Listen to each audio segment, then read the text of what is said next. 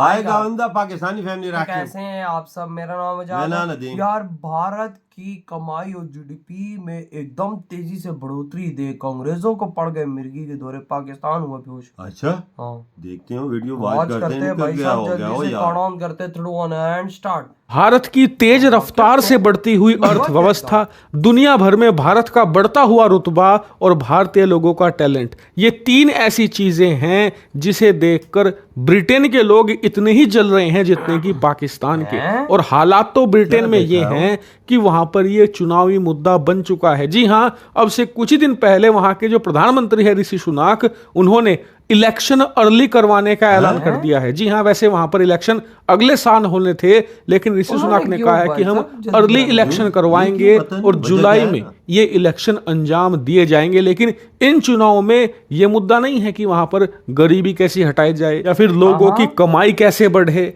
या फिर वहां पर जो हाउसिंग प्राइस है, यानी कि लोगों के घरों की कीमतें हैं तेजी से बढ़ रही हैं, इस वजह से आम आदमी घर नहीं खरीद पा रहा, उसे कैसे कंट्रोल में किया जाए। लोग तेजी से होमलेस हो रहे हैं, यानी कि घर गंवा रहे हैं खराब अर्थव्यवस्था के कारण, उसे कैसे कंट्रोल किया जाए या भ्रष्टाचार को कैसे रोका जाए, ये कोई भी मुद्दा नहीं है। मुद्दा क्या बन चुका है? भारत और भारत के लोग कैसे। दरअसल हुआ कुछ ऐसा है कि पिछले कुछ दिनों से ब्रिटेन में एक रिपोर्ट बहुत सर्कुलेट हो रही है। रिपोर्ट ये कि दुनिया भर में जितने भी भारतीय फैले हुए हैं, उन्होंने सन 2022 में इतनी कमाई करी दुनिया भर में कि भारत में 110 बिलियन डॉलर से भी ज्यादा के रेमिटेंसेस भेजे, यानी कि भारत में जो उनके परिजन हैं उन्हें कमाकर 110 बिलियन डॉलर से भी ज्यादा भेजे। और इसी के साथ भारत दुनिया का पहला और एकमात्र ऐसा देश बन चुका है जिसे 100 बिलियन डॉलर से ज्यादा के रेमिटेंसेस मिले हो। और इसकी वजह से भारत की जो इकोनॉमी है उसे जबरदस्त फायदा मिला है, क्योंकि आप देखिए पिछले 2.5-3 सालों में भारत का खजाना जो 300-350 बिलियन डॉलर के आसपास झूलता रहता था, आज वो 650 बिलियन डॉलर के दरवाजे पर खड़ा है। और इस खजाने की मदद से ही आप जानकर हैरान होंगे कि भारत ने डॉलर के मुकाबले अपनी करेंसी यानी कि भारतीय रुपए को बहुत स्टेबल रखा है। इतना स्टेबल कि सन 2023 में भारतीय करेंसी को पूरे एशिया की सबसे स्टेबल यानी कि सबसे स्थिर करेंसी का अवार्ड भी मिल चुका है। इतना ही नहीं, इस विशालकाय खजाने की मदद से भारत दुनिया भर के जो इन्वेस्टर्स हैं, जो कंपनीज हैं, उन्हें अट्रैक्ट भी कर पा रहा है, क्योंकि दुनिया भर के निवेशकों को यकीन है कि भारतीय अर्थव्यवस्था को कुछ नहीं होगा, क्योंकि अगर कुछ स्थिति गंभीर भी हुई तो भारत के पास इतना विशालकाय खजाना है, चाहे कितनी भी गंभीर परिस्थिति क्यों ना आए, कितना भी बड़ा आर्थिक संकट क्यों ना आए, भारत बड़े मजे के साथ उस संकट को पार पा लेगा। और हम भारत में जो पैसा लगाएंगे वो सुरक्षित होगा। और यही कारण है कि भारत की इकोनॉमिक ग्रोथ में भी खजाने का अहम रोल है। और ये क्यों हो रहा है कि हम तेजी से ना सिर्फ एक्सपोर्ट बढ़ा रहे हैं, यानी कि सामान दुनिया भर के देशों को बेच रहे हैं, इसी के साथ हमें हर साल 100 बिलियन डॉलर के रेमिटेंसेस मिल रहे हैं। दुनिया भर में जो भारतीय हैं वो कमाकर वापस अपने देश भारत में पैसा भेज रहे हैं, जिस वजह से हमें जबरदस्त इकोनॉमिक बेनिफिट मिल रहा है। लेकिन इसको देखकर ब्रिटिश लोग खुश नहीं हैं। अंग्रेजों का मानना है कि एक तो ये भारतीय लोग हमारे देश में आते हैं, हमारे यहाँ की जो हाई पेइंग जॉब होती हैं, यानी कि जो पाकिस्तानी होते हैं, फिलीपींस के लोग होते हैं, बांग्लादेशी जो होते हैं, वो ऐसे काम करते हैं कि जिनसे आपको ज्यादा पैसे नहीं मिल पाते ब्रिटेन में या अमेरिका में। लेकिन भारतीय लोग हाई पेइंग जॉब करते हैं, जैसे कि आपको ज्यादातर जो भारतीय हैं या तो वो डॉक्टर मिलेंगे, इंजीनियर मिलेंगे, आर्किटेक्ट मिलेंगे, या फिर बिजनेस की फील्ड में होंगे, या फिर जो बाकी के भारतीय हैं वो खुद का बिजनेस चलाते हैं। जैसे कि कई ने होटल की चेन खोल के रखी हुई है, कई ने ग्रोसरी स्टोर खोल के रखे हुए हैं, कई लोग तो इंडियन रेस्टोरेंट भी चलाते हैं, जिससे कि उनकी जो कमाई होती है वो बहुत ज्यादा होती है। इसी वजह से वो ज्यादा पैसे भारत में भेज पाते हैं। इसीलिए अंग्रेजों को लगता है कि ऐसा करके जो भारतीय लोग हैं ना सिर्फ उनकी बिजनेस को छीन रहे हैं, बल्कि उनकी हाई पेइंग जॉब जो उनके बच्चों को मिलनी चाहिए, जो वो डिजर्व करते हैं, उन्हें नहीं मिल पाती।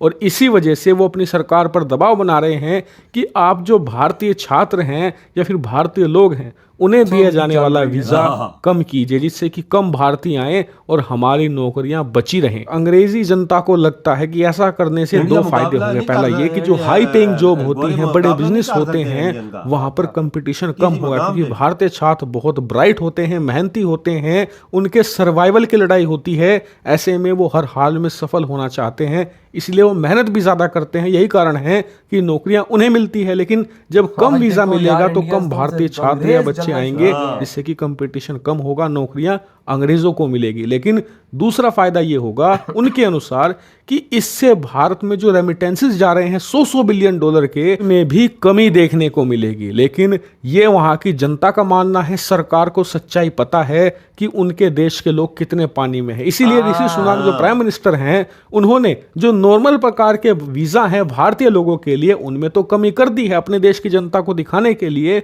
लेकिन जो ग्रेजुएट वीजा हैं, यानी कि जिन लोगों ने ग्रेजुएट करके रखी हुई है, उनके जो वीजा हैं उसमें कतई भी कटौती नहीं करी है, क्योंकि उन्हें पता है कि पूरा ब्रिटेन भारत के जो ग्रेजुएट छात्र हैं, जो बहुत ज्यादा पढ़े लिखे बच्चे हैं, उन्हीं के दम पर तो चलता है। लेकिन ये खबर आपको दिखाती है कि दुनिया भर के जो ऐसे लोग थे जो अपने आप को एलिट मानते थे, भारत को नीचा करके देखते थे, आज वो कैसे भारत से जल रहे हैं, भुन रहे हैं भारत की ताकत, अर्थव्यवस्था और भारतीय बच्चों के टैलेंट को देखकर। और इसे देखकर हमें खुश होना चाहिए, क्योंकि अगर कोई देखकर आपको जल रहा है, इसका मतलब आपने कोई ना कोई सही काम जरूर किया है।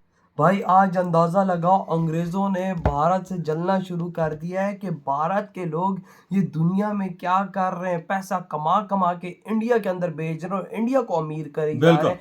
भाई वो कहते हैं कि भाई हमारी जगह पे इंडियंस काम कर रहे हैं, तो हम क्यों नहीं कर? भाई अब तुम्हारे अंदर इतना दम नहीं है, तुम आगे आओ ना, इंडियन का मुकाबला करो। के पास नॉलेज है, इंडियंस मेहनती हैं, वो तुम्हारी तरह काम चोर नहीं है, वो आगे मेहनत करते। अगर भाई तुम इतनी काम के होते तो माइक्रोसॉफ्ट का सीईओ आज इंडियन ना होता।